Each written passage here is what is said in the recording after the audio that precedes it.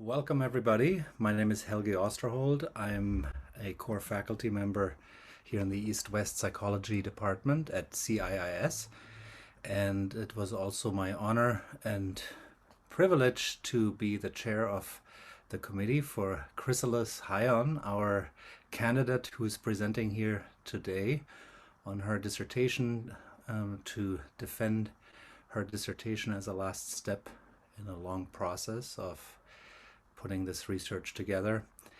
I will just briefly give you an idea of the committee. I want to introduce the committee and then I'll tell you about the process here today. So I wanted to welcome the other two committee members. Dr. Monica Williams is a board-certified licensed clinical psychologist specializing in cognitive behavioral therapies. She's an associate professor in the School of Psychology in the University of Ottawa, Canada, research chair in mental health disparities, and director of the Laboratory for Culture and Mental Health Disparities. She's also the clinical director of Behavioral Wellness Clinic in Tolland, Connecticut. Dr. Williams frequently contributes to public scientific discourse as a media expert and conducts training and lectures for medical residents, community organizers, and treatment providers nationally. Welcome, Monica. And we have Dr. Annette Williams, our second committee member, our internal, as we call it within CIS internal. Annette Williams is an associate professor and chair of the Women's Spirituality Department at the California Institute of Integral Studies. She holds a doctorate in philosophy and religion with a specialization in women's spirituality. Her research interests have centered on soul healing from sexual trauma and on the theme of women's spiritual power and agency within the Yoruba Ifa tradition. Her latest offering is Wisdom of the Primordial Feminine, Wisdom of Women, Odu Ifa, and Yoruba Religious Traditions in Philosophia, Wisdom, Goddess Traditions, a book edited by Debashish Banerjee and Robert McDermott. Welcome, Annette. So just for everybody to know the flow of today, I'll, in a minute or so, hand it over to Chrysalis, who I, of course, also welcome. She's the central person here today. And then her presentation will be somewhere between 45 minutes and an hour. After that, the committee members will go around and each have time to ask a few questions, give feedback, scrutinize anything we may want to have looked at or highlighted or maybe changed in some way. We'll then, after a couple rounds of questions, we will then go to a separate room to confer and come back then with our recommendations and feedback of our discussion. And while we are in the separate room to discuss the defense presentation and the overall work, the audience, you all get to ask some questions as well to the research and to Chrysalis' work. All right, and without further delay, I will now pass it to you, Chrysalis. Welcome and good luck. Thank you. Thank you, Helga. Thank you. Let me get my presentation up first.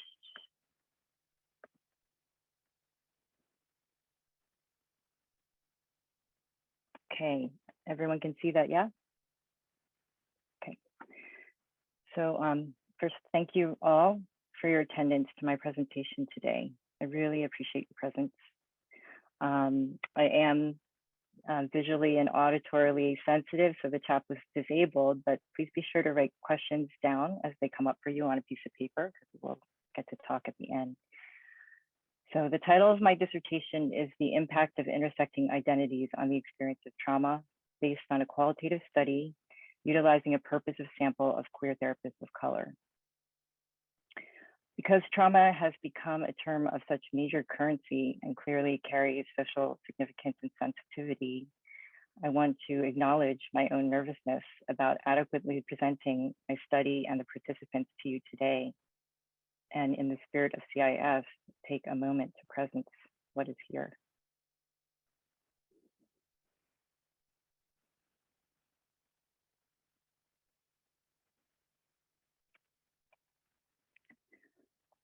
So this is the main inquiry of my study. It was for queer therapists of color, how have their intersecting identities related to their experiences of trauma? I'd like to provide just a little context for my inquiry. When I was first introduced to trauma during my time at CIS, I had a mixed experience in engaging with the clinical literature. On the one hand, I recall how meaningful it was to be exposed to descriptions of symptoms that resonated with self-observations of some of my own behavioral patterns. Yet at the same time, I couldn't say that I had a one-time sort of life-changing trauma event to refer to.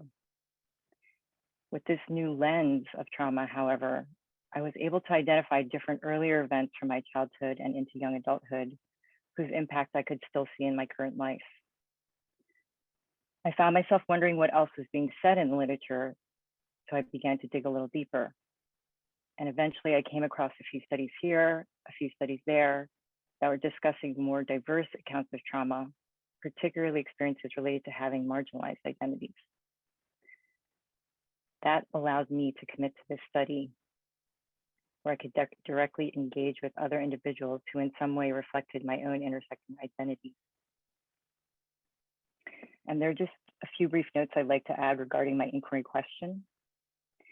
Not being a clinician myself, I needed to consider the level of risk involved with taking on a study involving trauma. And so with my chair, decided to interview therapists rather than laypersons. And in addition to the participants' personal stories, their experiences also included room for reflections based on their clinical engagements. And finally, the findings from this inquiry obviously do not mean to imply all varieties of experience from this demographic, but instead just provide a window into other accounts of trauma from within the sample. The sub-questions that fall under the primary research inquiry include, are there any unique constellations of experience, broader themes, or association regarding this particular inquiry of trauma? And if there are, how do such themes or patterns corroborate or further elaborate upon socially informed trauma assessment models and their suggested treatment modalities?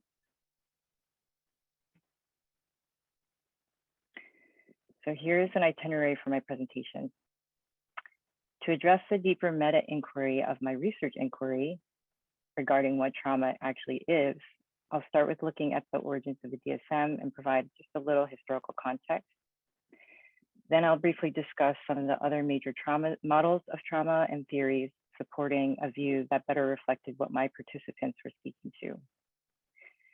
Next, I'll introduce the methodology I used to execute my study, which was Interpretive Phenomenological Analysis, or IPA. And then I'll present the major themes that came out of my data analysis, including participant quotes reflecting those themes.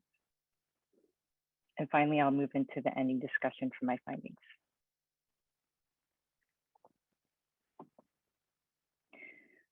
So because I won't get to the actual study of my participants until the second half, I wanted to bring in a human voice behind the first part. This is Alicia's reflection upon learning about clinical trauma in school. She said, so I remember thinking, I hope I can help people because this doesn't reflect my experience at all. I don't see how is this holding complexity? Like, how does this pertain to me at all?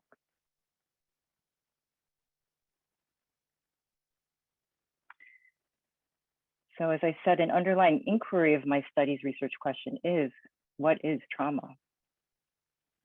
Here's a snapshot of the different explanations that were present in my first part of my literature search. And again, I'll start with the DSM. And part of what I present digs just a little deeper than my dissertation introduction.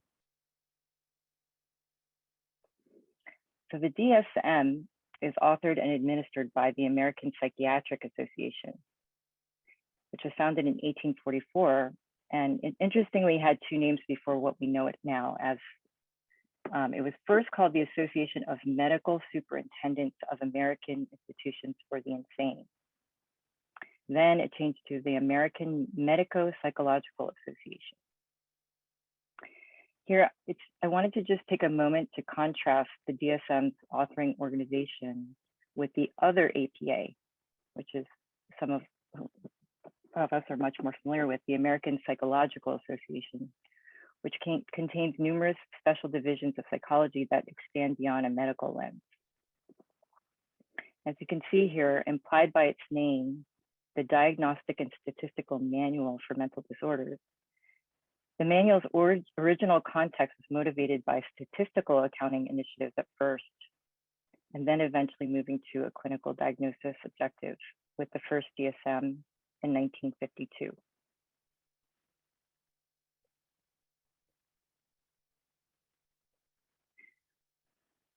So the first appearance of the classification trauma does not come until the DSM-3 in 1980.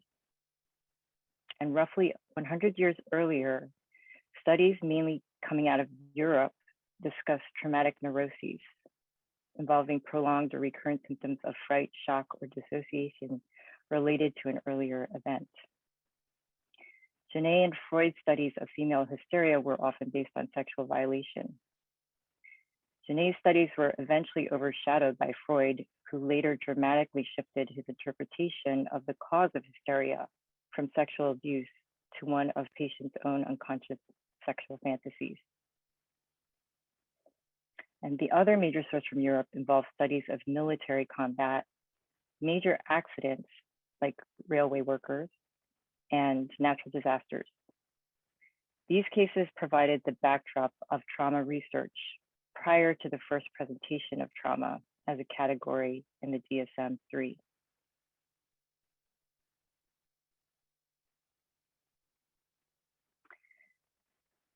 So since its inception in 1980, this timeline reflects changes to the trauma etiology or PTSD, which has transpired between the different versions of the DSM. And I just wanted to share this view to highlight that trauma, in fact, is not necessarily a static phenomenon, but subject to trial engagement and revisioning. And in fact, this very month, a DSM-5 TR is apparently coming out. And from what I could see, however, there's no apparent change to the trauma classification.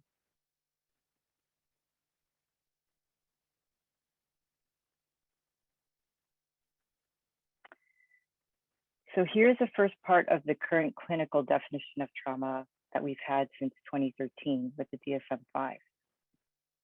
Criterion A refers to having directly experienced or witnessed a threat of physical, mortal, or sexual nature. This particular criterion, the exposure requirement, has been a topic of debate and is related to the findings of my study.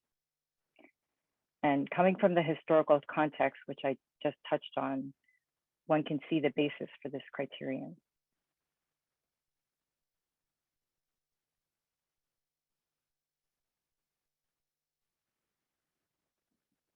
On the side of symptoms, individuals must exhibit at least one of these 4 categories for a period of at least 1 month. So there's the re-experiencing memories, recurrent dreams or flashbacks and physiological symptoms. Second, the avoidance of situations associated with the event. Third, the distress at exposure to cues that resemble the event. And fourth, the arousal and reactivity that can include reckless or self-destructive behavior, hypervigilance, angry outbursts, exaggerated startle, sleep disturbance.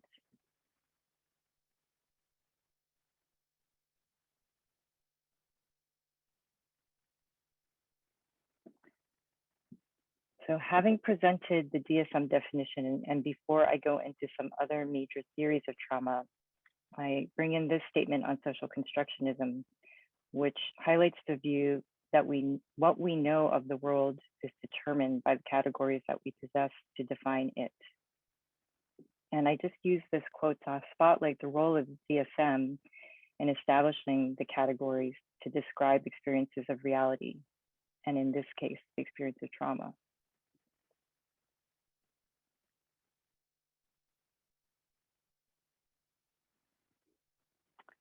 So I'm just bringing in a few more real, quote unquote, real person responses from my participants that reflected some of their reactions to learning this DSM category of trauma.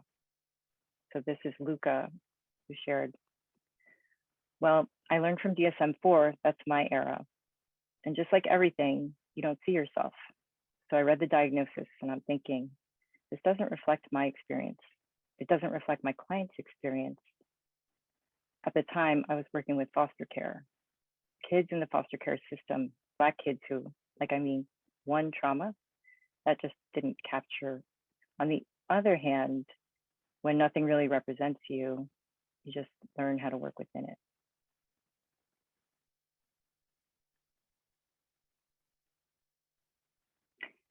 And this is Lex's response. I was pissed. I'd say there's a yes and there's actually a no and.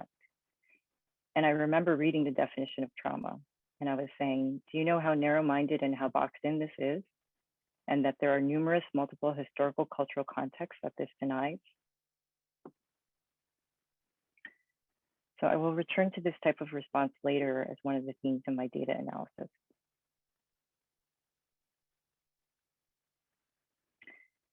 So I again just bring in one more quote from the social constructivist lens, going into presenting the additional explanations of trauma I came across in the literature. This helped me to grapple with the DSM, my literature findings, as well as my participants' testimonials. It just highlights by saying, the terms by which the world is understood are social artifacts, products of historically situated interchanges among people.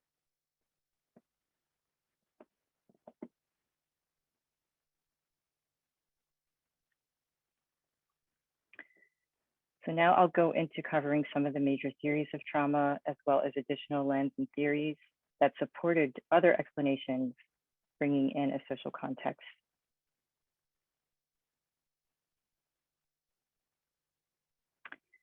So parallel to the clinical revisions to PTSD over those different versions of DSM in that timeline I shared, there were bodies of trauma research from different scholars reflecting what could be characterized as interpersonal trauma, distinguishing itself from the one-time types of incidents that in part make up the clinical PTSD categorization. This research looked more closely into different kinds of interpersonal situations. So first there was Herman in 1992, who proposed complex trauma, which involved a unique sequelae of symptomology distinct from PTSD. The basis of Herman's proposed separate diagnosis was chronic or long-term dynamics involved with cases of prolonged stressors, particularly to forms of psychological abuse.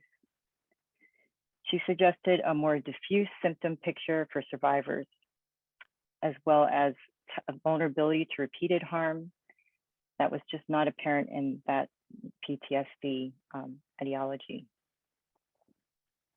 So Herman called for expanding trauma to include a spectrum of disorders ranging from the brief stress reaction to a single acute trauma through simple PTSD to a more complex disorder, which eventually was called desnos, which I'll talk about in the next slide, that followed upon prolonged exposure to repeated trauma.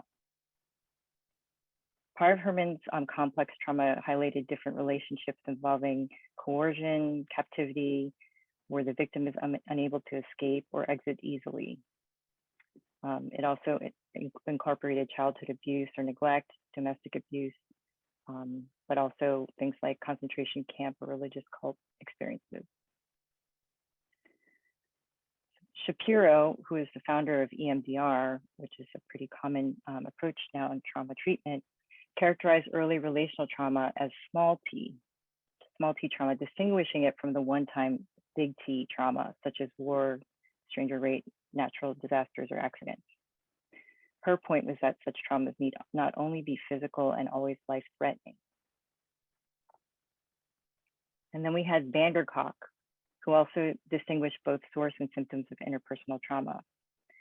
Like Herman, he emphasized that if a person has complex trauma as opposed to PTSD, Rather than focus on traumatic event processing via cognitive behavioral or exposure therapy, treatment should focus on working with the client's emotional regulation and repair.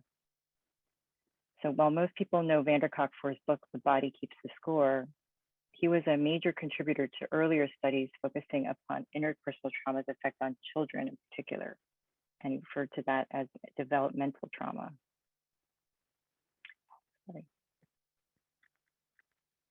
Sorry, what just happened?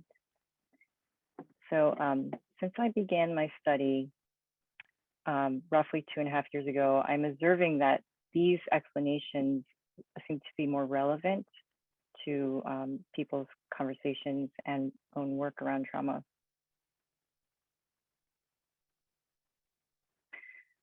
So this timeline is in parallel with my previous timeline, which had illustrated the DSM changes between 1980 to 2013. So here, the timeline is marking the other major bodies of work, which in fact started with collective trauma scholarship in the 60s. I will touch more on historical trauma in relation to intergenerational trauma when I get to the findings. What I want to point out here is how Herman's complex trauma was temporarily reflected in the DSM-4 under the category desnos, or disorders of extreme stress not otherwise specified. However, by DSM-5, the desnos categorization was removed. In essence, the DSM-5 editors stated that the current definition is sufficient for covering what was reflected by desnos. This, however, remains a point of controversy and debate.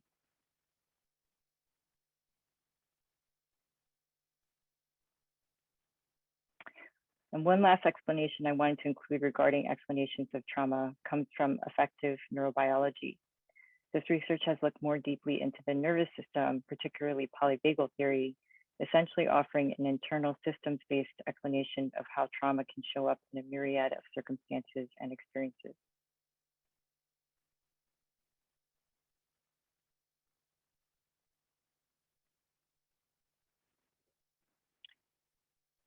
So at this point, I share some of the musings I had begun to formulate as I moved beyond the clinical trauma literature. Namely, what about trauma that is not only chronic and interpersonal, but harms from group or social-based oppression? Is there room for a trauma etiology that specifically reflects socially contextualized evidence of psychological harm?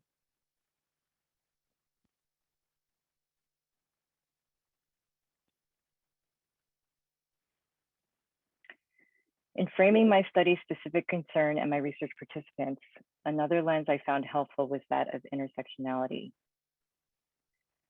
Coined by Kimberly Crenshaw in a 1989 article, but really having come out of 70s discourse amongst African-American feminist activists, here is one explanation of intersectionality: the complex, cumulative way in which the effects of multiple forms of discrimination, such as racism, sexism, and classism, combine, overlap, or intersect, especially in the experiences of marginalized individuals or groups.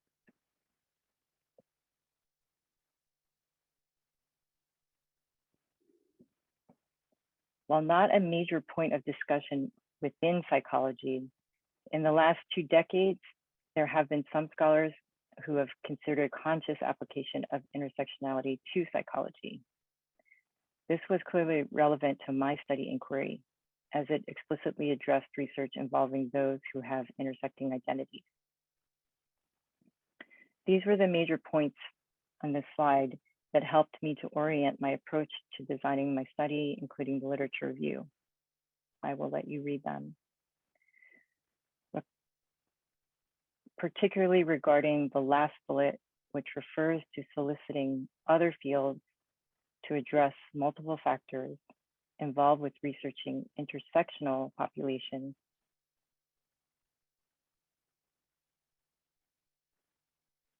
Intersectionality allowed me to intentionally incorporate other field perspectives to infuse a more socially enriched context for my inquiry into trauma. These are theories by scholars who were concerned with populations similar to that of my sample pool. offering different approaches to naming harms to marginalized populations. So I won't go into explaining each one here, but rather just highlight some observations from this list. It includes two subfields from social psychology: social identity theory, which highlights both personal and social elements in basic identity processing, and social stress theory, which focuses upon how stress is shaped by external environmental patterns. And in addition, I brought in clusters of different scholars' work that focused on stressors relevant to the marginalized social identities of my study pool, such as those researching the impact of discrimination or aggression based upon racial and/or sexual orientation. Namely, there was race-based traumatic stress, minority stress theory, and microaggressions and traumatic stress.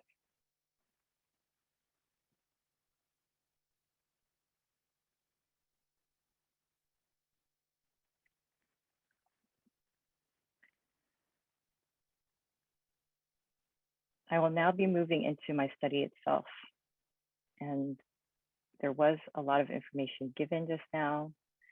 So I'm just going to take a moment to take a big breath, and I invite you to do the same.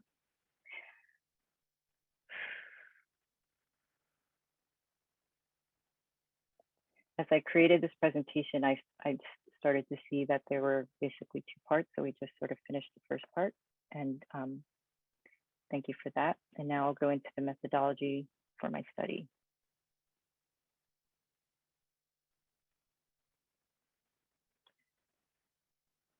So for my study's design, I was informed by interpretive phenomenological analysis, or IPA, which is a methodology originated by a psychologist in the UK and was originally applied first to health psychology research. Here, I wanted to just highlight some major threads of why I chose IPA and how its lineage and philosophical underpinnings served the spirit of my study's inquiry. First, it comes out of humanistic psychology, which is committed to a holistic understanding of persons that cannot be captured in just a more positivist laboratory context of research. And in the spirit of classic phenomenology, IPA is concerned with the experiential lived reality of persons. The deeper philosophical underpinnings of IPA refer to being as of the self as not just being, but being in the world, where the self is understood as arising from a social context.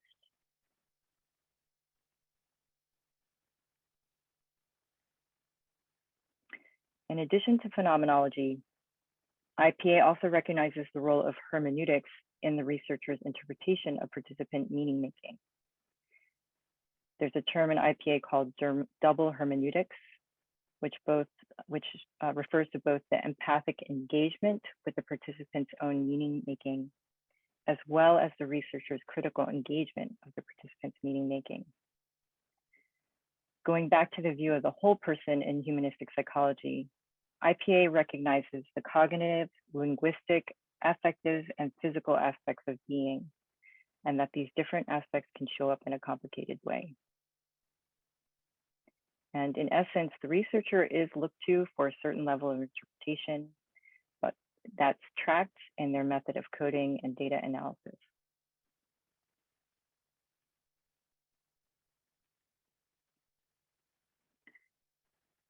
So in addition to double hermeneutics, IPA also distinguished itself from more classic phenomenology by rejecting the notion of researcher bracketing, or the setting aside of one's assumptions and biases. Rather, IPA calls for a conscious dynamic interplay between the researcher's subjectivity and the data, being critically aware of one's own biases and assumptions, and allowing the data to further illuminate and inform one's subjectivities. And here's where I also saw a complementariness between IPA and feminist research praxis for its explanation of reflexivity, which is a critical internal reflection and ongoing awareness of how one's social background and assumptions might intervene in the research process.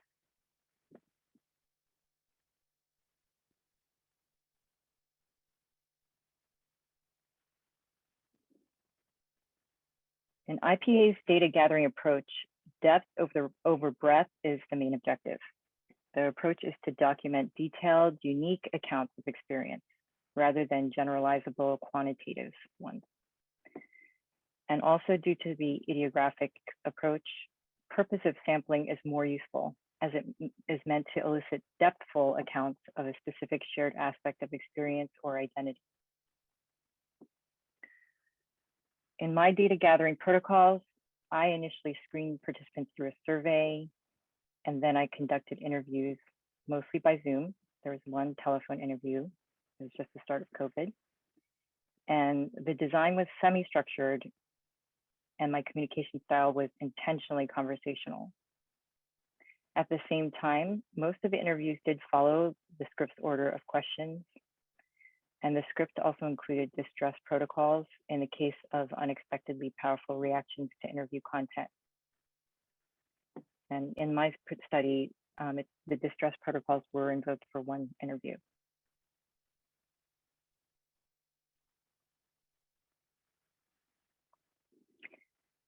Here's a brief presentation of my rounds of data analysis. So the first round involved basic transcription review, where I performed initial coding by hand and by drawing a mind map. And then I began using a data management software program, Atlas TI. The second round involved pretty much using Atlas TI, and I eventually exported data into Excel and started to code sort into potential themes. The third round involved moving from potential themes to superordinate themes. And here's where, after I created those theme tables, I did go back to participants and had a verification call with them. And each of them got to review and give me any comments or feedback. And then there was a reintegration back into my coding in Atlas TI. I then took a pause from the coding work, returned to the lit review, which I'll share a little more of later. And then upon returning to the data, I did solicit an external review of my coding and data analysis with a consultant familiar with IPA.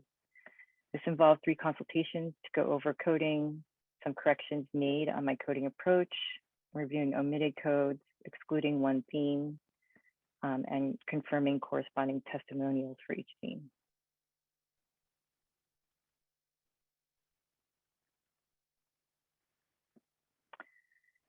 So finally, I will now present the participants and the major themes that came out of the testimonials.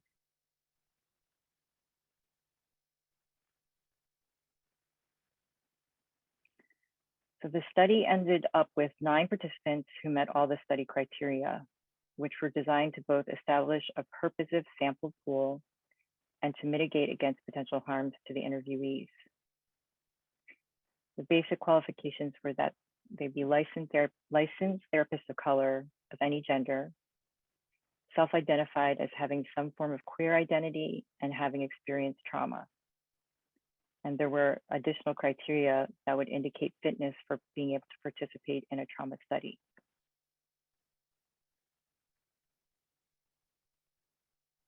In addition to those qualifications, the participants had to be able to partake in the one full interview and a follow-up communication during the research period.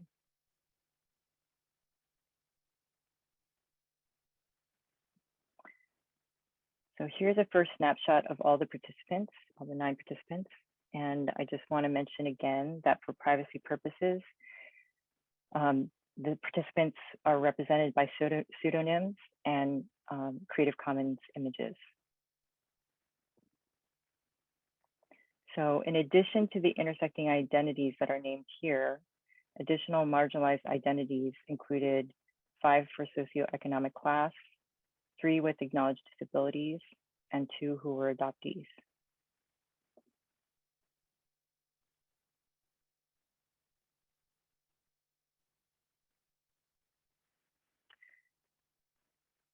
From my coding process, here are most of the superordinate themes, along with sub-themes that came out of 3 rounds of review of coding.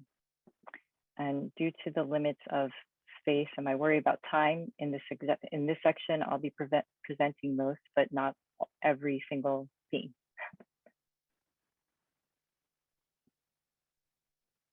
I'll just name the ones that are the subordinate names for complex trauma plus, intergenerational trauma, microaggressions, other layers of stressors, survival strategies, and a mixed relationship to the DSM plus supplementary grassroots education.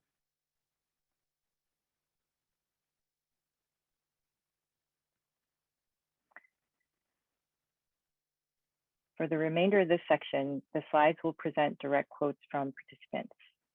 And the way I'll move through this is that I'll provide some more context around the quotes, leaving them for you to read through. So Alicia was actually the first that was earlier in my presentation.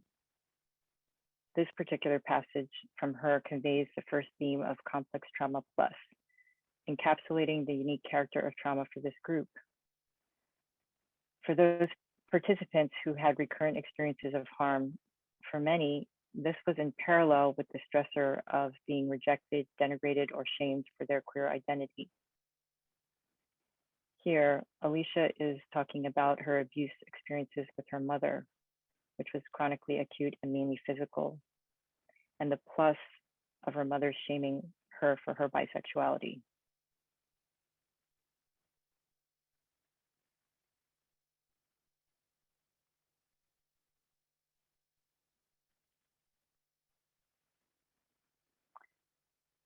Marcus had an indirect, circuitous style of expression. What I interpreted from this reflection was that his primary trauma of being molested by an older same-sex cousin was coupled with a derogative awareness of being gay. There was a self-blaming and shaming he had adopted from the homophobic references from his maternal ethnic culture. Again, another example of complex trauma plus, with the plus referring to the added shame.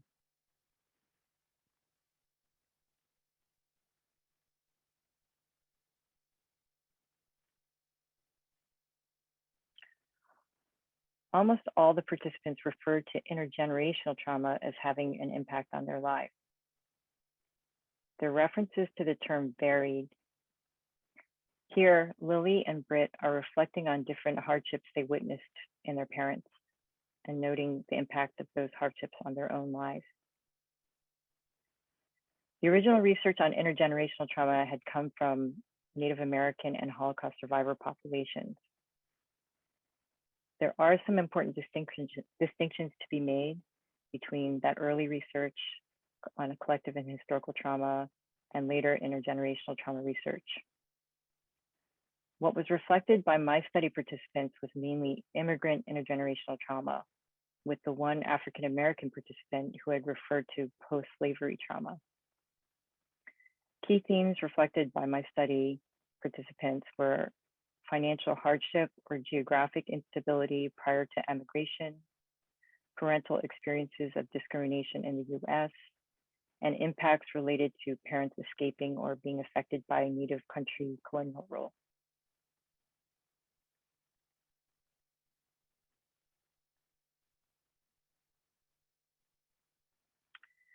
A more established and universally shared category, adding to the plus experience for participants, was that of microaggressions and more direct assaults.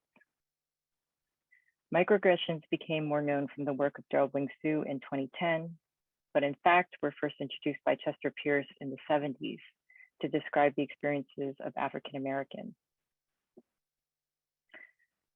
Sue's explanation of a microaggression is everyday verbal, nonverbal, and environmental slights, snubs, or insults, whether intentional or unintentional, which communicate hostile, derogatory, or negative messages to target persons based solely upon their marginalized group membership. He distinguished different types of microaggressions. The first two types are exemplified here with micro insults and micro invalidations. The third category involves direct assault, where Alicia here talks about a physical direct assault, and another testimonial which was verbal in character involving a death threat on the street, which I don't have on the slide.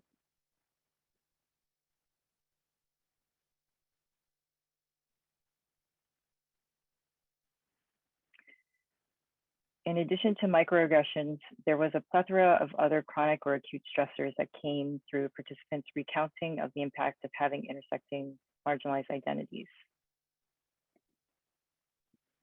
These are actually very different, two different cases. On the left, we have Lily, who is a trans female and had delayed her transition period for a number of years due to her parents' extreme reaction. Lily's father responded with a death threat 2 different times, and Lily actually had made certain preparations in response at the time, which I'll go more into again later. And on the right, Luca's core trauma involved the effects of his parents' colonial whitewashing, which in part showed up when he was racially profiled in the early 2000s in his gay neighborhood of the Castro, which was apparently even more predominantly white at the time. Police were seeking an Asian male robbery suspect. He said he had no ways to process this event until many years later when he heard his African-American male clients talk about being prepared for racial profiling encounters with the police.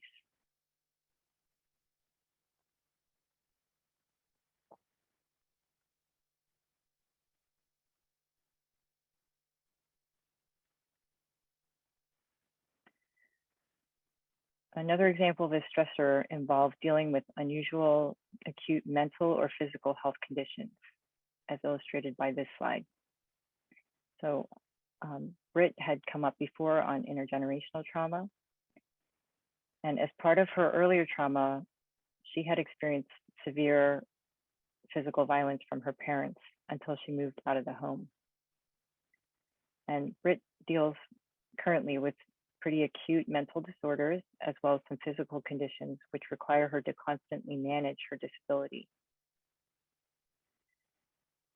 Britt is actually not only a clinician, but also a university instructor in high demand on her campus with other QPOC students due to her being out as a queer POC faculty member. She also had the most complex trauma profile, as is conveyed here.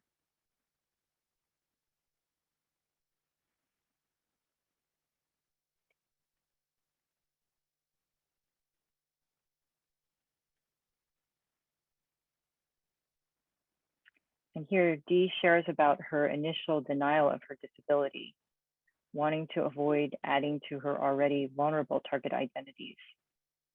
She and a number of the female identified, as well as the non-binary Lex, shared about other more chronic health conditions.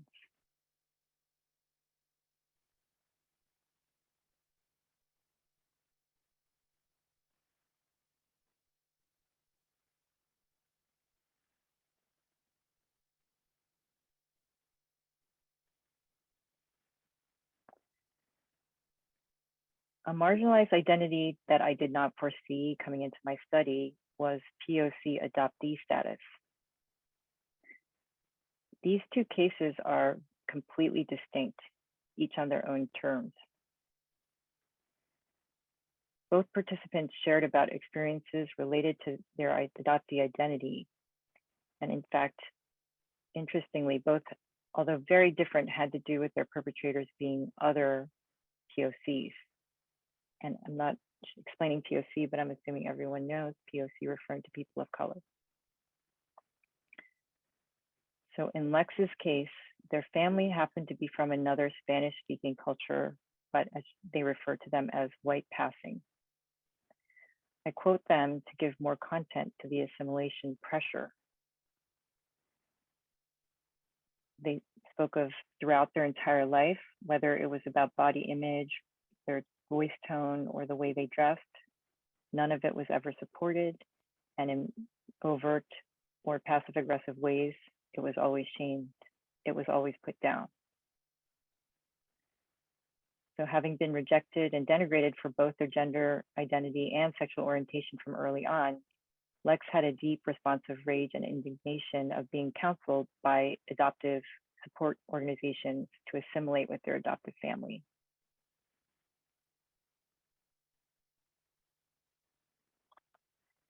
On the right, for Elaine, her major trauma was an adult experience of rape. but the additional layer involved the fact that her perpetrator shared her Korean American adoptee status. Elaine at this point had only predominantly POC friends. So being raped by someone with whom she had great prior trust in, this event was not only regarding the physical violation, but layered on top was the social identity of her perpetrator. So in a way, it was like the shattering of one's world as described in classic trauma. But in this case, the shattering was related to her own experience of social identity. She had elaborated on the frustration of not seeing anything like this in the trauma literature.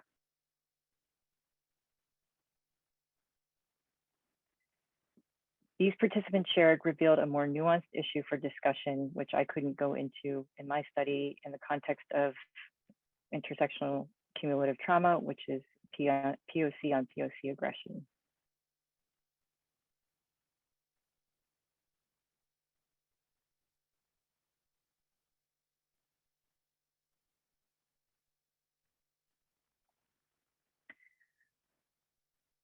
So another superordinate theme was survival strategies. One of the sub-themes was code switching, which is adapting one's way of dressing, speaking, or behaving so as to avoid difficulties when in different social environments related to being targeted for sexual orientation, gender identity, or racial cultural identity. With Lex's rich combination of many different marginalized identities, it has also meant a lifetime practice of code switching. The first quote is more typical regarding their interactions with others, and the second refers to the quote unquote code signals they use with their partner in public spaces.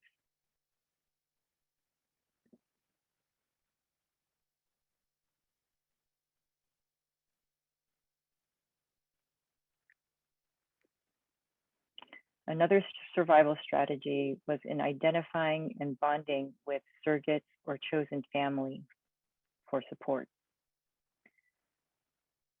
So as mentioned previously with Lily and her gender transition, she had delayed that process due to her father's threats.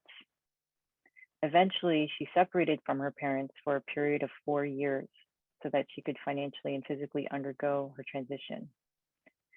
During this time, she found different godparent figures who had their own trans children and adopted them as part of her surrogate family to help her through.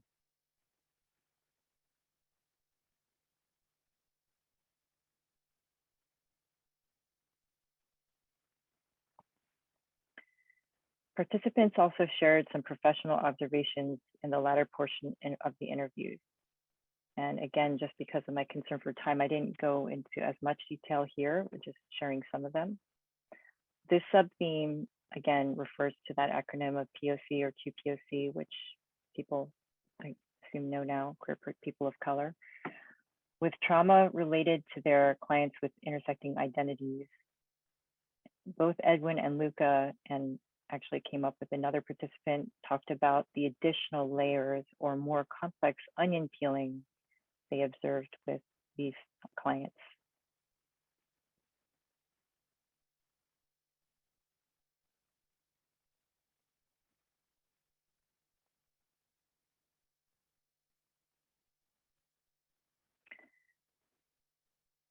And as shared in those first quotes in the beginning of my presentation, most of the therapists expressed dissatisfaction with the PTSD category to reflect the issues they and their clients have, their POC and QPOC clients have dealt with.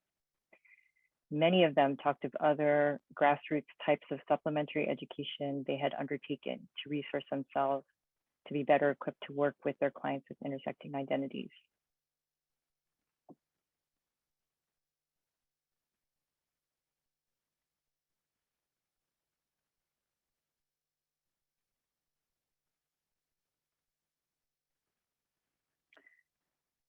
So that sums up this section. And again, I wasn't able to cover, or I didn't cover everything because I was worried about time.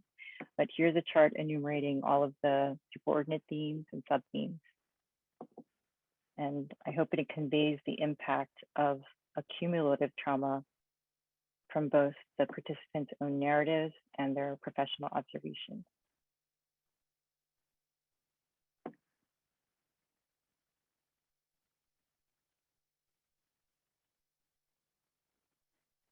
finally, I move to the discussion of my findings.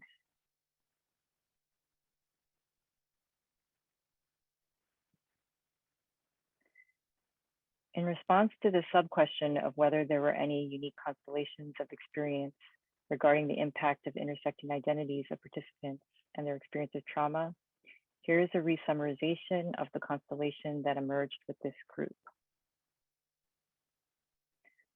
While the study had intentionally pre-screened for candidates who identified as having experienced specific trauma, it was noteworthy that almost all the participants referred to some form of intergenerational trauma having an impact, with the exception of there was one adoptee participant whose parents were European white. And again, as I mentioned earlier, there are distinctions to be made regarding different populations' experiences of historical, collective, or intergenerational trauma. And again, in my study, the key themes were related to more immigrant intergenerational trauma themes.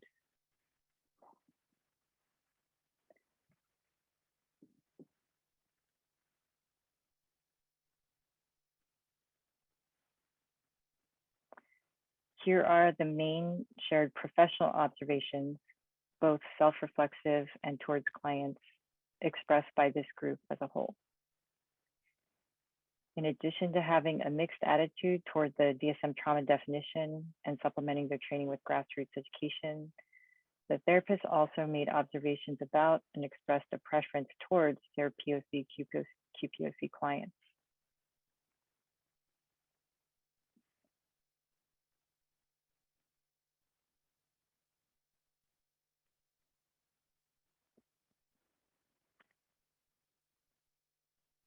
Building on scholarship that accounts for chronic or cumulative stressors to marginalized populations, my participants' testimonials corroborated findings from research that has been proliferating, particularly in the last 2 decades. One broad stroke characterization of this research is it's taking on the social stress theory perspective, where the social environment and an ecosystemic account of stressors related to social identity are part of study inquiries and findings.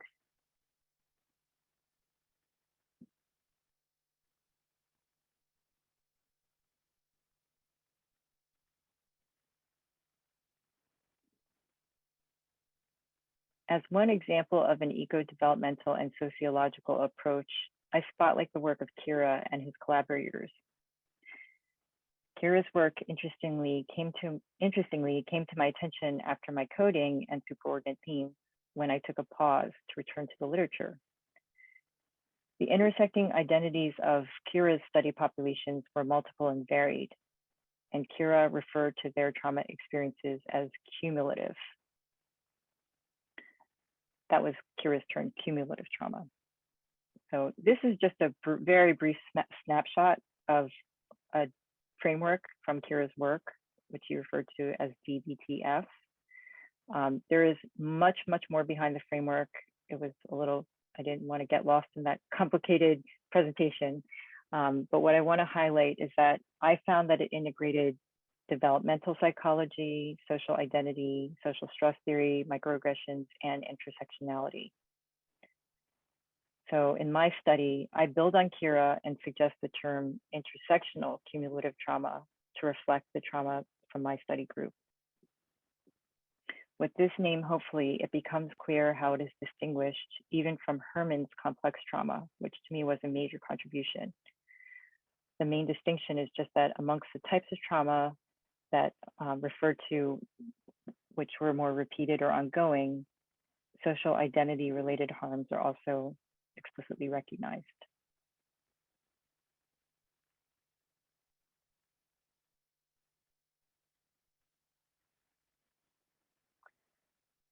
So in the practitioner theorist response to what I refer to as intersectional cumulative trauma, there was a spectrum of revisions to the clinical treatment paradigm in the literature. All definitely seem to agree that integrating client social identities constitutes part of undertaking a client-centered approach. On one end, some practitioner scholars have focused upon how to refine the major treatment modalities for clinical trauma, which are cognitive behavioral therapy, CBT, and prolonged exposure treatment, PE, to incorporate socially aware attunement and cues relevant to the client's marginalized identity.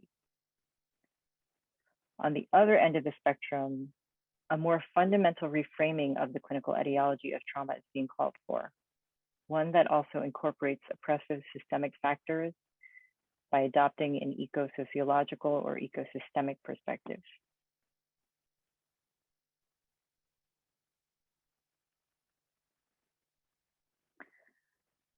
So while doing my dissertation, at some point I recognized, as probably everybody who's done the dissertation recognized, that you can only cover so much ground.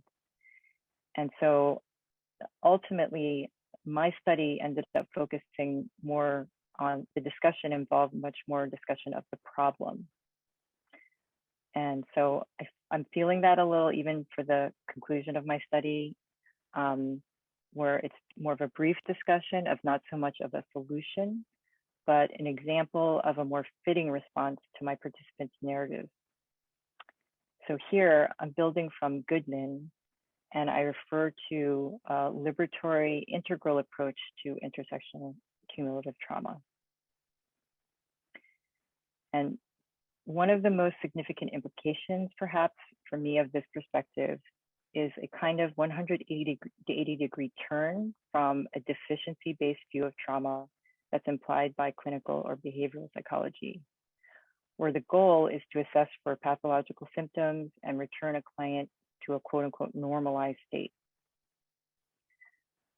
The liberatory integral lens depathologizes symptoms or behaviors, and even co-occurring comorbidities or conditions, validating them in light of harms done as related to social identity. This perspective definitely became apparent as a more relevant way to engage my research participants' own accounts of trauma, both for themselves and their clients.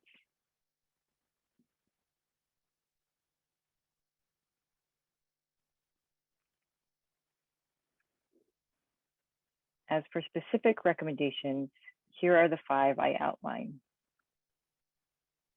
It starts with the therapist's own practice of reflexivity. And in doing this kind of reflection, critical reflective practice, opening up to the deeper interconnectedness between one's client and oneself. Then from there, building alliance with the client, engaging in self and client re-education around eco-social context, and encouraging any collective ties the client may have or can foster so that they can become more engaged in healing via community. So Goodman, who I just had referred to in the previous slide, had shared an example of a women's shelter. The women in the shelter shared their narratives of abuse and resistance and created a book, both to provide an outlet for their stories, as well as to support other women who might be in abusive relationships. Counselors can work with community members to develop ways of being together and co-creating projects that are meaningful and relevant. I believe these types of initiatives are the current creative challenge for therapists today and for this coming century. How can therapists serve as conscious stewards of spaces where trauma survivors can come together to not only share their struggles, but also generate possibilities for social action? So here in this lens, action in community is seen as an essential aspect of empowerment in our world today.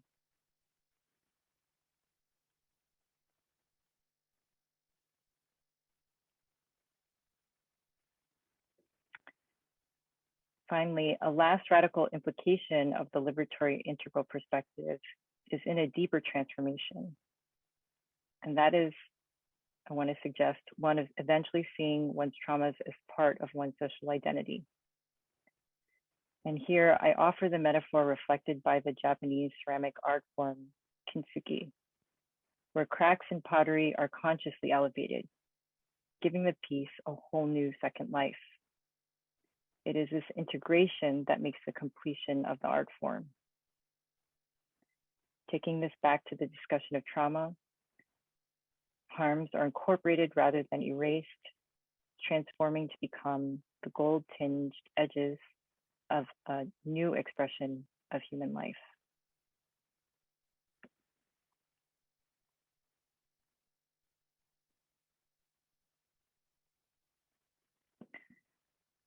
Thank you for your attention, and I end my dissertation with the dedication, which is to commemorate the lives of those at the intersections of margins who were targeted simply for being who they were. You are not forgotten.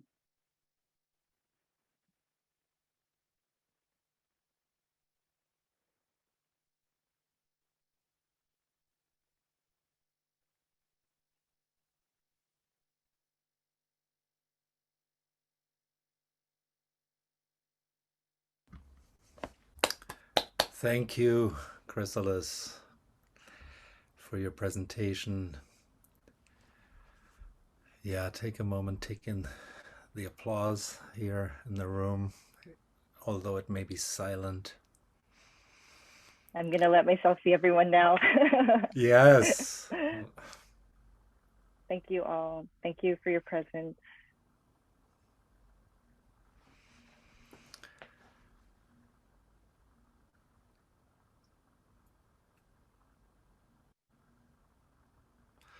All right.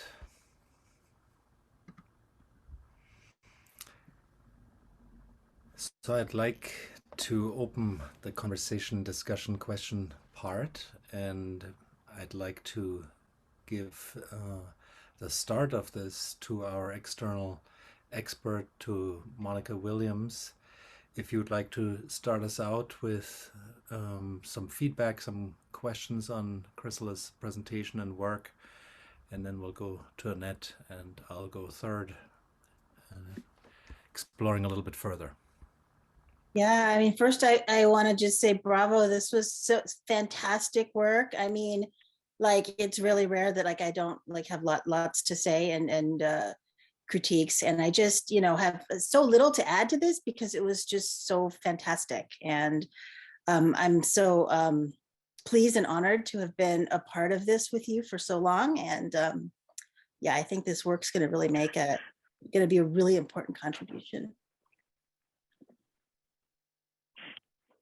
Sorry.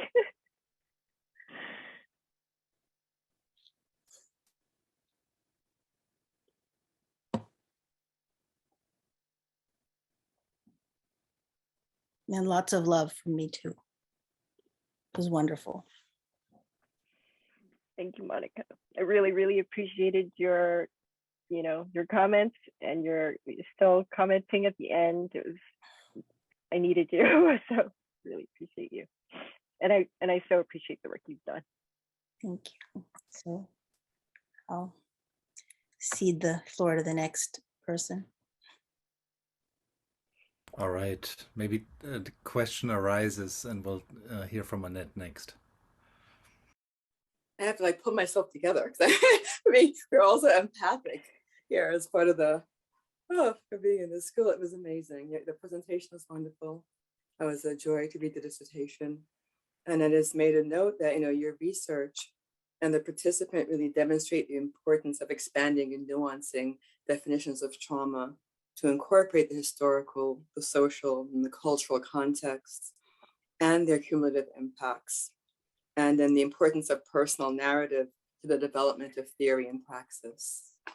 So I really appreciate that. And in terms of other things to say about my appreciations, in the reflexivity and what we call in movement spirituality and feminist field, the feminist standpoint, epistemology, I really appreciated how you brought that in to your dissertation in such a deep way.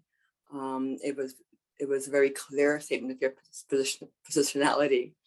And then you added such context and depth with using the Hayes addressing framework, you know, the cultural assessment of social rank and privileges and vulnerabilities. And my favorite, Gloria Anzaldúa, and the Borderlands framework and the third space positionality. That was something else I truly appreciated in your work. And there's, you know, the liminality that exists when you occupy multiple spaces, and what comes out of that. There's challenges, but it's also very generative, that space, because you have this heightened perspective in that third space positionality, and you can and things that you can provide, as you said, towards possible new healing forms, right, and understandings. There's more. I have like a whole list of appreciations. I don't know how much time I have. And this year in complexifying intersectionality, again is adding, is bringing that in, how complex that is, that how it is indeed intermeshed. It's not something that's built, it's not a building block, but it's truly an intermeshed phenomena of identity. And then the liberatory elements in intersectional psychology that you brought into your conclusions, the liberatory portions of that, liberation-based recovery and healing. So it's really making highlighting, or putting into relief the structural oppressions, and how those really come into play and impact a person's walk in the world, and how they express and how they integrate, or not integrate, but how they experience trauma. So I have a couple of questions. I think one of them you actually spoke to. You spoke to the double hermeneutic. I was going to ask you to expand on that. So I did have, in the literature review, you discussed the expanded definitions of trauma, and to take into account the long-term impactors of social realities, for instance, in the addressing framework of Pamela Hayes.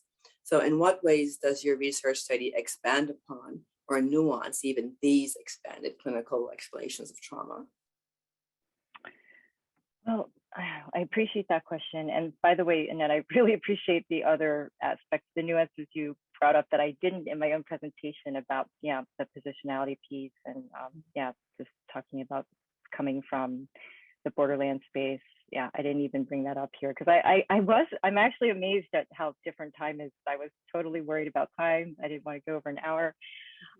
But let's see. So hearing you share right now, what I'm getting is that I don't know if I properly conveyed this, but for example, Hayes' addressing model, which I didn't even use a slide for here too, which was a way to practice reflexivity for people, just a more systemized way to look at each of our identities and what's made up in each of our identities.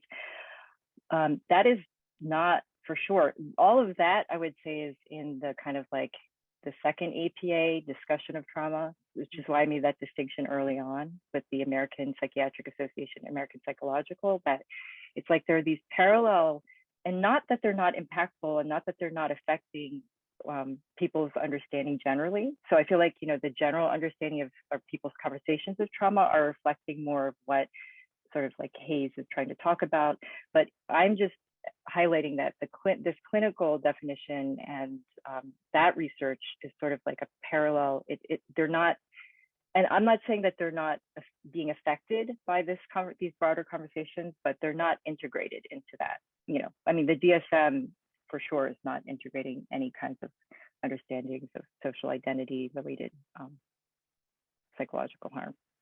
So I hope that answers your question. So I'm just trying to say that, like, I feel like I'm part of a conversation that's definitely very robust, and definitely in the last, again, 10 years, 20 years, that eventually could maybe, I mean, Monica, I'd love to hear Monica weigh in on, people's predictions of if and when or whether it will actually reflect in the DSM itself.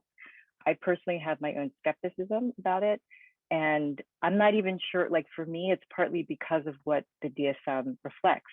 And I mean, I'm sorry, where it's coming from, like its paradigm of psychology. So I'm okay with, like, I'm in that space, the liminal space, where there's just multiple realities, and it might just have to stay that way because the DSM and clinical psychology has a certain worldview, and these other worldviews might not be able to integrate. I don't know though. So I am interested to hear Monica's prediction. I want to just mention one other thing too. Some of you may or may not have noted, DSM-5 uses the Arabic numeral for, I don't know if you guys noticed that, but the prior DSMs use Roman numerals, and suddenly we have DSM-5 numeric.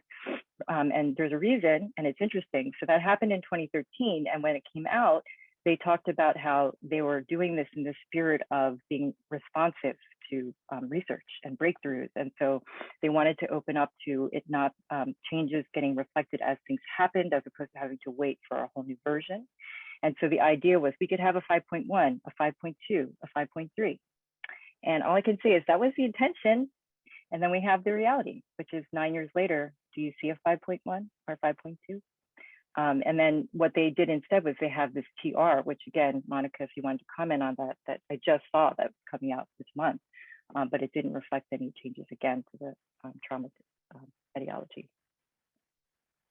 Yeah, I haven't seen the new version yet, but I think eventually they are going to have to address these other forms of trauma, because the research just keeps coming out and more of us are saying, you know, this is important and we need to recognize it and has to be seen, and it may take a while, but I think it's going to happen.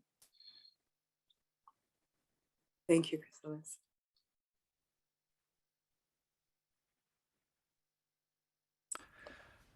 Okay, well, Chrysalis, fantastic job here today.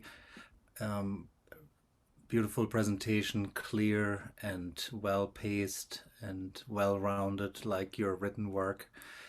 It's been such a pleasure, and you've really put together an exceptional dissertation in many ways, in the breadth and depth and thoroughness of your lit review, the care of choosing your methodology and going about it in a way that honors both the lived experiences, your sort of liberatory activist stance, but in such a mindful way. It's been really a pleasure, and I feel like I learned so much. And, you know, as a therapist also, having been, you know, exposed to lots of different trainings on and you know, theoretical and practical on trauma, and having had for many years an appreciation of cultural identity as other areas of impact. And so still I feel like I learned so much as you were putting this together, and as you were learning and revisiting and finding Kira and all of that. So it's been really wonderful. Very good job. I had a couple of questions. So one question that came up as I was listening to you today was, you know, the participants in your study who had either single incident trauma or complex trauma plus all the intersectionality facets and traumatization on those levels playing into their life experience. So as you and others are expanding the recognition of the sources of trauma in a way, yeah, as your work is becoming part of this movement, I'm also wondering on the other side, on the presentation of trauma. Probably most, like I said, most of your participants would fall even within the more narrow definitions of DSM trauma as far as their symptomology goes, as far as their symptoms goes. But what's your sense from what you've seen and what you've read also on that side? Is an expansion or an extended understanding also on how trauma can present outside of the more narrow definitions of what the you know, the one out of those four areas? Does there need to be more nuance on that as well, away from the single incident driven understanding of, you know, flashbacks and sort of repeated re-experiencing that is often central in that understanding? Does the understanding of the symptom presentation also need to be more broadened and more subtle in some ways? So that's one question. Maybe we'll start there. Yeah. Thank you, Helga. I know this is one of the big ones, and I've heard you comment on it before, and I just feel like at some point it definitely became clear for me, definitely like revisiting Herman's discussion of complex trauma, that essentially I feel like what my study is speaking to, and what a lot of these other scholars in the past 10, 20 years are speaking to, is basically a similar thing, or it's very different when we're talking about something's recurrent and something chronic. And there is a particular thing when it's related to being something from being a marginalized, it's something to do with a marginalized identity. There's a unique kind of harm it's sort of like, yeah, I feel like it's just about capturing nuance, and it's definitely getting into the realm of what is psychological, psychological harm or psychological trauma. And again, in that contrast with the initial, first impetus of just looking at physical threat, right? Physical and then sexual. But this is like saying, I mean, and again, Herman, Shapiro and Vanderkolk, those early people, they were paying attention to psychological trauma.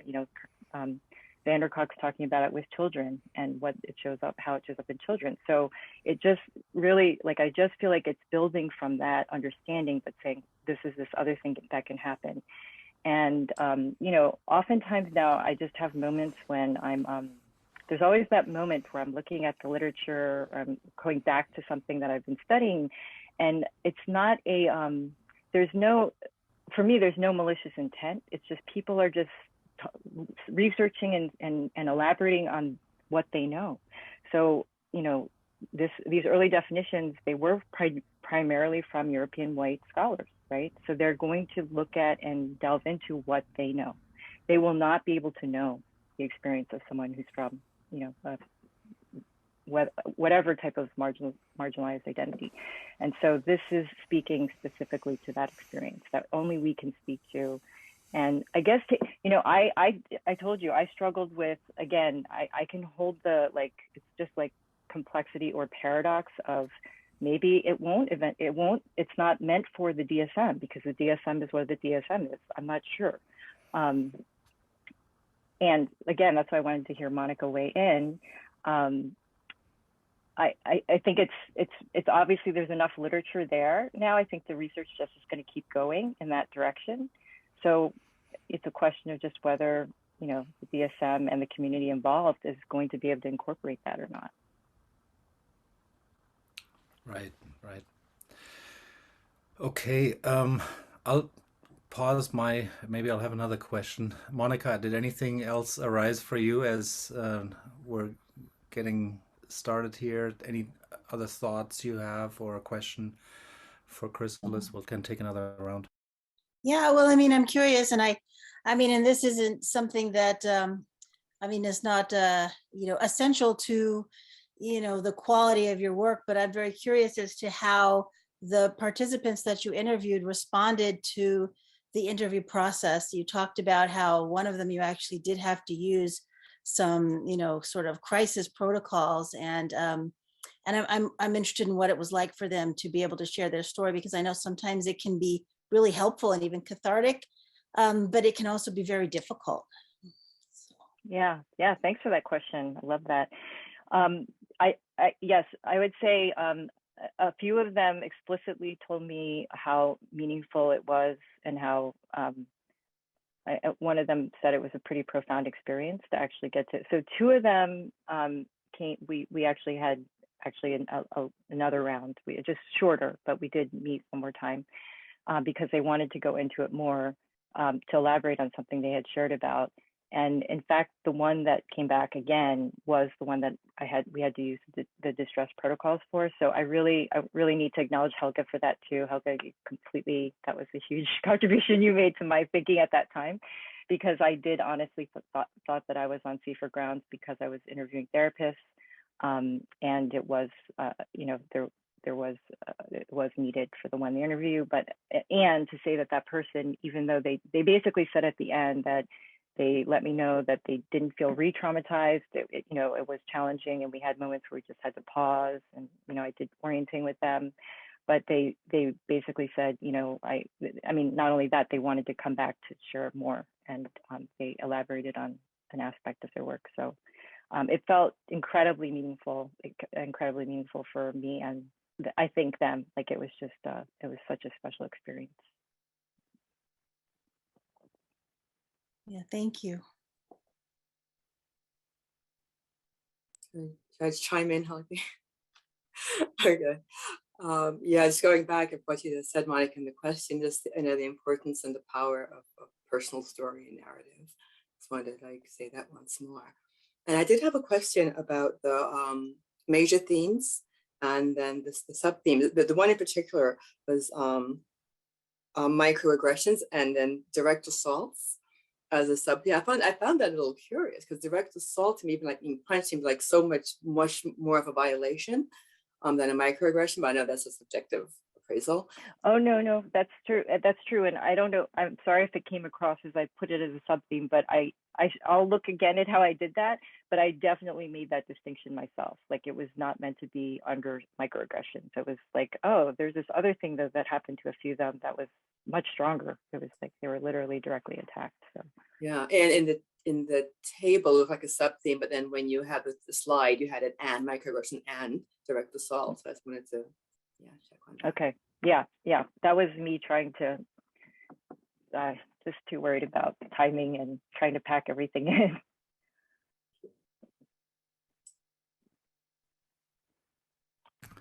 I have one more question for you. You know, you alluded to that in your suggestions towards the end, in the necessity for a specific kind of training for therapists and future therapists on their acknowledging and being conscious of intersectionality in their own identity formation, the biases and blind spots maybe that come with that, although blind spots by definition we're usually blind to.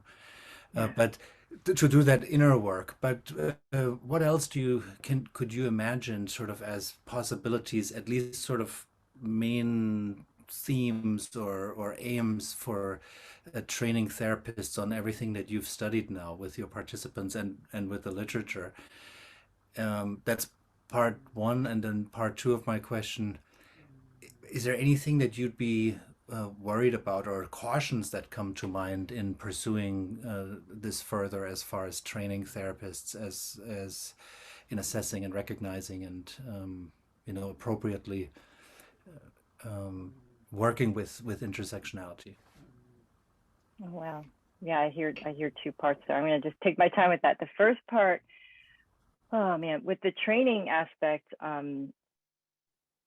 there's great stuff out there. There is stuff. To me, it just seems more a matter of like how integrated is it into the just general culture of still like the process of getting an LMFT. Like how much really is it? There's this thing about it's like at the end, or the added thing to make sure you get your diversity training, where it just seems more and more that it just needs to be considered, basic ABCs, integral part, foundational part of the LMFT training. And I'm not even sure how this would translate with training, but for me, the other piece for sure that I brought up, you've heard me bring this up here and there, is just this piece about connecting to more collective approaches. And I don't even see that as much of, it's not speaking to like issues around training particularly, but more like our system, like our culture and our system of healthcare and mental health care and what it looks like and what's considered, therapeutic and not. Because again, being connected more with the Bay Area, I can see all of the amazing things that are happening, that whether grassroots or nonprofits or collect people just coming up with amazing spaces for doing this work. But there's still this sense of it's all additional, it's all supplementary. You got to you figure out how you can get it in. So I'm not speaking again. It's not. I think, and the only thing for therapists in terms of training is just how to, I don't know, make it more real. Like maybe have like a practicum requirement that involves therapists getting to experience that work in a group setting, themselves, something like this, just making it more like this is not supplementary. Yeah. And then, the other question that's harder for me because I'm a little, obviously just like in it and I feel like I have my bias. I know that for sure the difficult, I think the big time difficult, deeper work of this work is things that I alluded to. Transference, countertransference. First, there's like the white therapist and the person of color, or the marginalized person, but then there's just even POC to POC, as I was saying, that all of that stuff is very subtle and deep stuff. I mean, I had my own, workings to do around that. And that's where I could see there being just like, how do you hold that, gently and with, but the sensitivity that's required, and how can people truly grow in this work? There's so much, people are trying, we're all trying to do our work now. There's more circles to do it, but it's still incredibly hard and sensitive. So to just how do you do that even? How do you have more spaces to do that work safely in?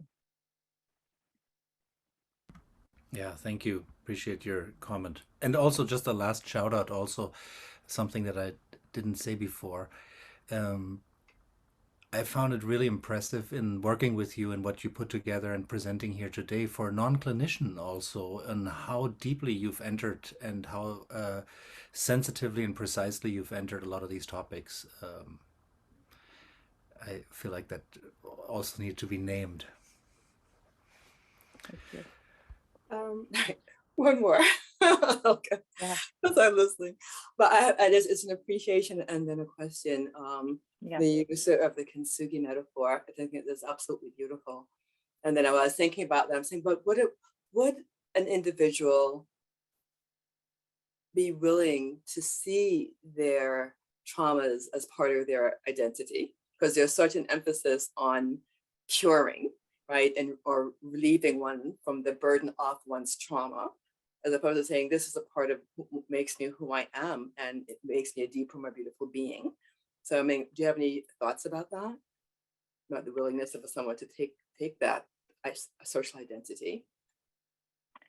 Yeah, I feel when I hear that, for me, it's just more about the ongoing conversation that still needs to happen, like for all of us, around reconditioning ourselves, like reconditioning all the people are so lit up by just the prospect of what it would mean.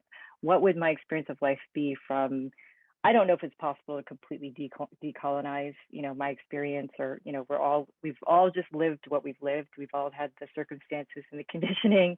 But the prospect of just, honestly, for me personally, this has been happening, that to just truly incorporate, I think it's that, again, just shifting away from this other view, of this like pathologizing colonialist view of what it means to be whatever we want to say, whether, healthy or successful, or, these kind of images that we have of what it means to be just a human being, So I feel like it's just more a matter of time and continued space around this other way of just looking at what happened. Again, I'm saying this for my own self, like just looking at my own life and coming through, like, this was all meant to be. This was all meant to be. This is all just for the richness. And yeah, when I first, connected in with kintsugi again, I've seen that before, but I was like, yes, that's how I want to feel about this, So, yeah. Thank you. Yes, absolutely amazing, beautiful metaphor.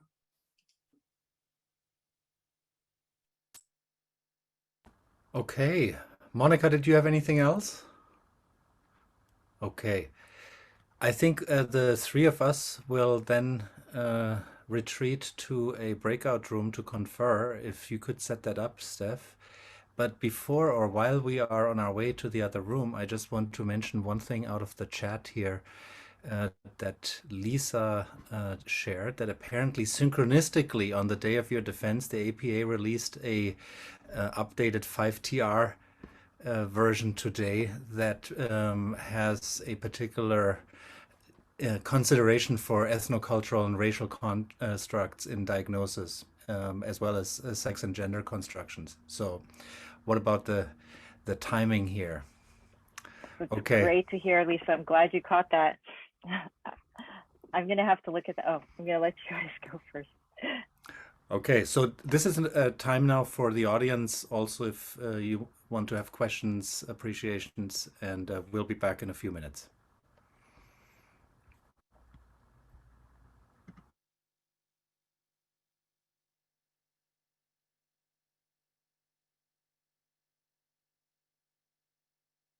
Hi everyone. I'm slowly I can barely take in the chat. I have this whole thing about the chat. I had a whole other option that I thought we were going to do. It's not happening. So I hope, Stefan, can this be saved, by the way?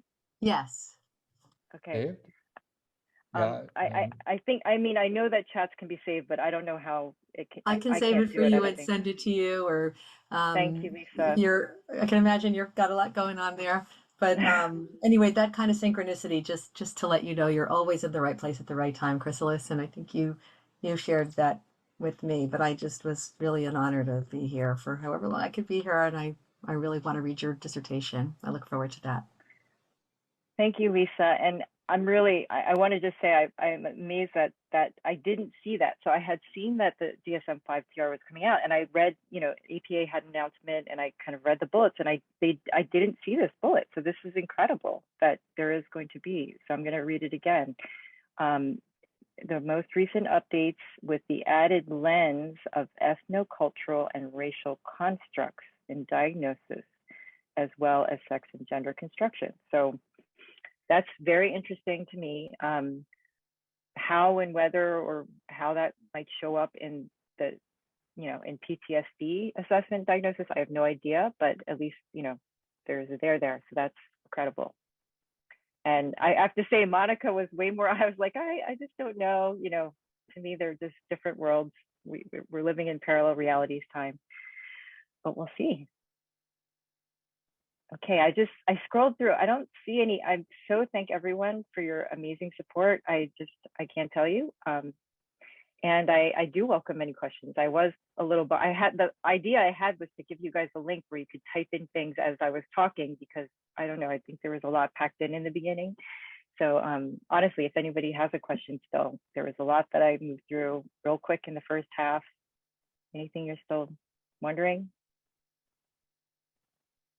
Oh, hands up. I'm just like, I have a question. Heidi. Yes, I see 3 hands. Yes, Heidi. What surprised you about your research?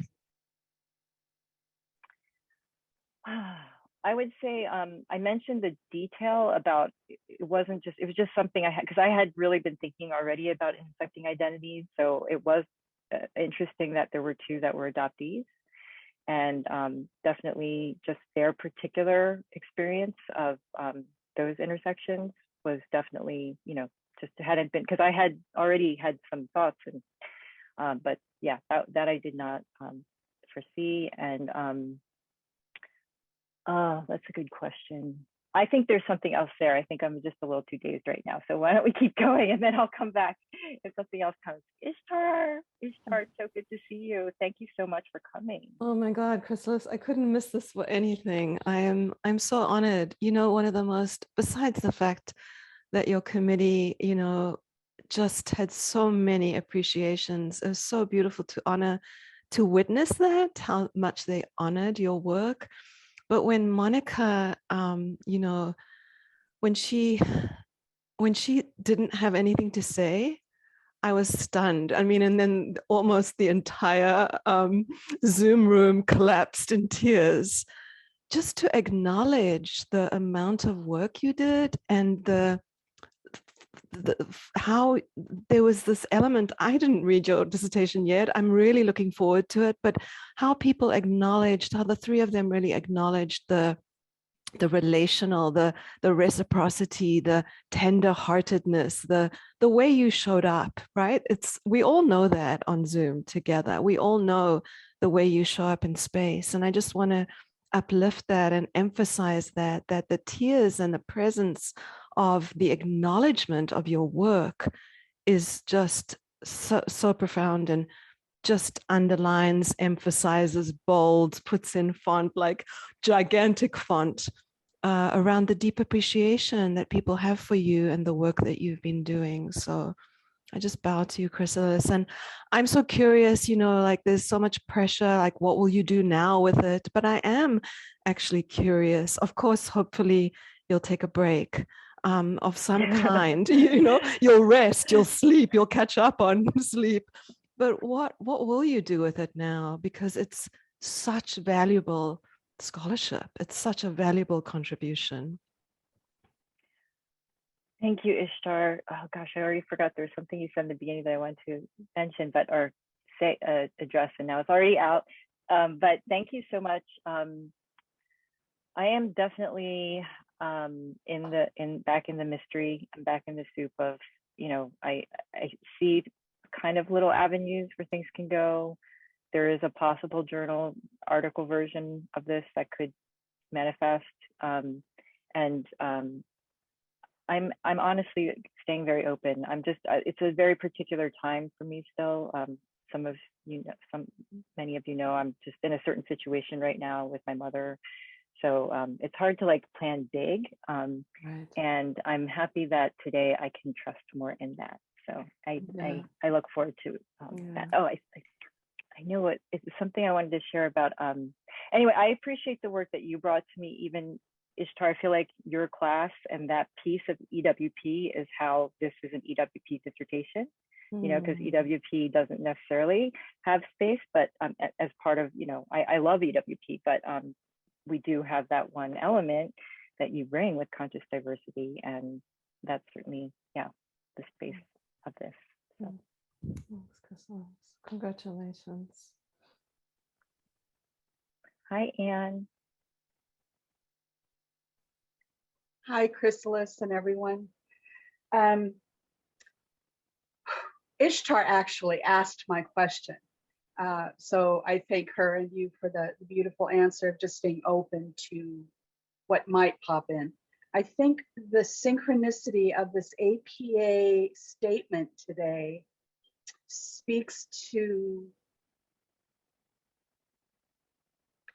I will use my word for it, almost a sacred nature of what you're doing by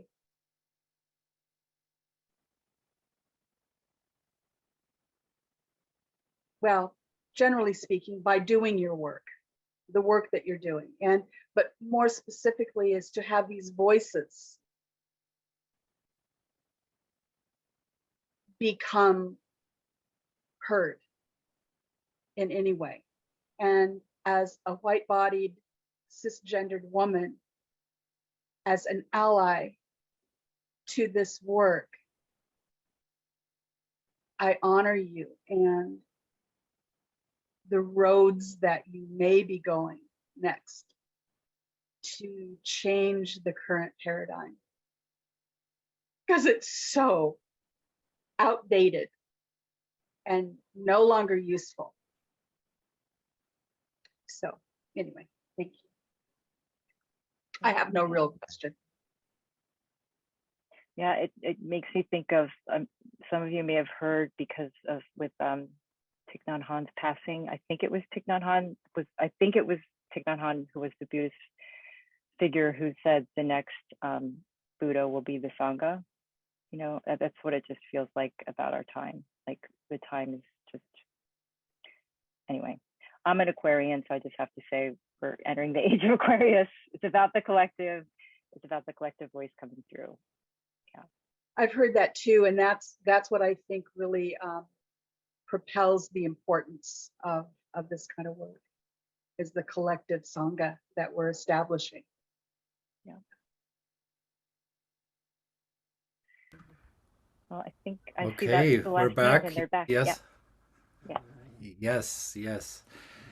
So I want to share the feedback from our conversation, the good news. We were all very happy and satisfied and approving of your presentation and your work. And it is my honor and joy to be the first to call you Dr. Hyon. Congratulations. Hey, everyone unmuted, yay! Yes, you can all unmute yourselves. Yay!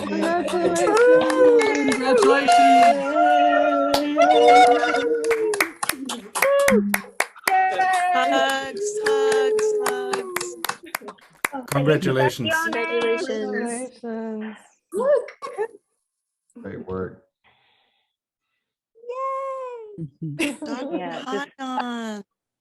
Thank you all. I just want to say, yeah, this is okay. It was the Zoom version. I've been talking about those defenses. I remember going to live at GIS and I didn't get to do that, but this is special. I have a thing with Zoom. It's funny. Before it became really huge, I just knew. I just like got the account right away. This is like before it became really big. So here's my Zoom version of a very important moment. And I see my best friend with the baby. I gotta say hi to her. Oh my gosh, Ruby. Ruby like came to my presentation. Hi. All right. So anyway, thank you all so much. Thank you for the just invaluable experience of being present.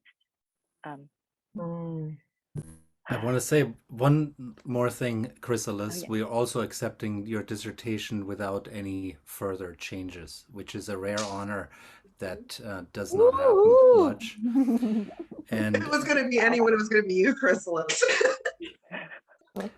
And if there's one thing that is a small contribution that was Annette's idea, if you wanted to write a small comment on the APA change that just happened today, if you wanted to give a nod to that to be extra current, you could do that. But otherwise, we're like in a coda, something in addition.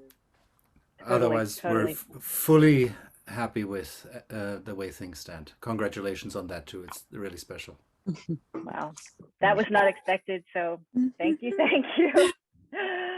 Yes, congratulations, Dr. Hyon.